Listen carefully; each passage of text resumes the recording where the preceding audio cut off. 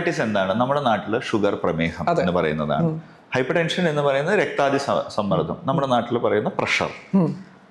Dyslipidaemia എന്ന് പറയുന്നത് hyper cholesterol കൂടുന്നതായിരിക്കാം, triglycerides കൂടുന്നതായിരിക്കാം, അല്ലെങ്കിൽ ഇതിൽ ഓൾട്ടേർഡ് ആയിട്ടുള്ള HDL, VLDL ഇതിലൊക്കെയുള്ള എന്തെങ്കിലും ചേഞ്ചസ് ആയിരിക്കാം, കോമ്പോണൻസിലായിരിക്കാം. സ്ക്ലിറോട്ടിക് കാർഡിയോവാസ്കുലർ ഡിസീസ് എന്ന് പറഞ്ഞാൽ രക്തധമനികളിൽ ഉണ്ടാവുന്ന ബ്ലോക്ക്, അത് കാർഡിയാക് സപ്ലൈയിലാവാം, എക്സ്റ്റേണൽ സപ്ലൈയിലാവാം.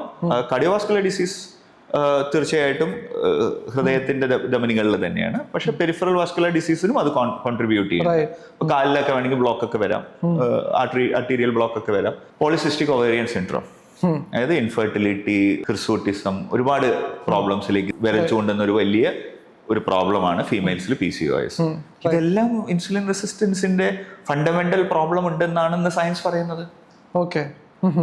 അപ്പൊ ഇതൊരു ചെറിയ മീനല്ല, വലിയ മീനാണ്. റൈറ്റ്.